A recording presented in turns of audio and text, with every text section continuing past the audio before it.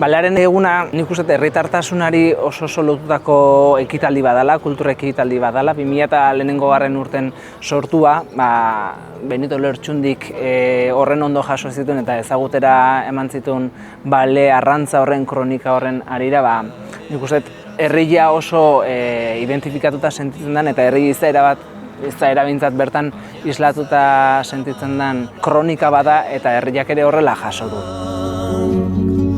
Hori joko herriko barraren aurrian. Bada ez dakiz zergatik, hainbat jai eta ospakizun bereziki bizi ditugunak, eta uste Balearen eguna badala egun horietako bat, edo zein Oriotarroi gure odolian, adenian, nortasunean daukagun zerbait aktibatzen zaigu, eta Balearen eguna hortik bizi dugu, herria emozionatu iten da, herriak bizi iten du egun hori Benitoren gatik iritsi dira gaurdaino orrungo azaina horren kontakizunak, eta nik uste presente bihurtza ditugula egun horretan, eta horregatik nik herritar bezala ilusio bereziak egin biziet egun hori. Zuten ian ara zebilela, beriala joan ziran treine. Saiatu gana izan da, kultura egitarau oso eta oparo bat egitea.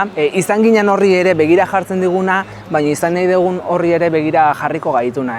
Kantauri Itsasoko azken bale arrantza horren kontakizuna ekarriko dugu maiatzaren 16an Oriora berriz ere. Ikusi eta aportatu nahi izan dizkiogu, gaur egun horren garrantzitsua dian ekologiaren ikuspegia eta perspektiba, historiaren ikuspegi eta perspektiba, zergatik eta zertarako egiten zen, zer suposatzen zuen hori baitere Orioko herriantzako.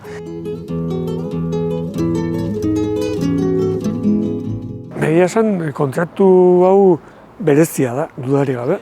Azkenean da gure memorian eta gure egunerokotasunan ere daukagun kantari erreferente eta berezi tariko baten omenaldia da, Eta hori ala izanik, aukeratu den modua omenaldi hau egiteko ere berezia da. Erabaki dana da estoikoa egitea eta partaide egiten dute estoikoa. Batetik, orkestra sinfoniko bat izango da, honek ematen dion handitasun eta kolore aniztasunengatik, eta bestetik Euskal Herriko jendartea ordezkatuko duen kantari talde handi bat, baina ez edonolakoa, baizik umeak izango dira.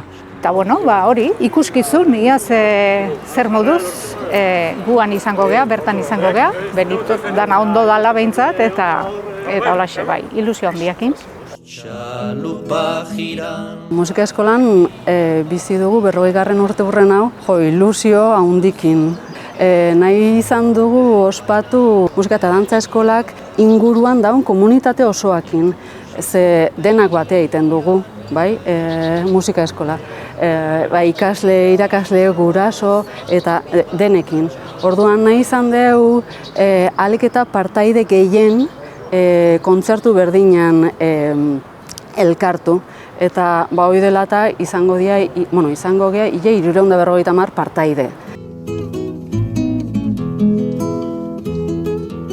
Kartelegiak eta ikusi nuen zala, zelan dudan ezkan aurkeztu ez, osturon galduen gonola egia esan, baina ni justu diseinu ikastet, eta esan nuen justu herriko oso izan da, holako egon berezia, pia guzti daitela nela egunekin balean egunen atatzea, eta hola esan duen, aldo polita izan, eta tatzoa bat atatzea, eta azkenen eta super ondo, eta hori azkenen kartelakin nahi nuna inda, azkenen balian eguneko gauzak klabek edo islatu, baina elementu gutxikin. Horraziak bezala hain zeuzkan eder.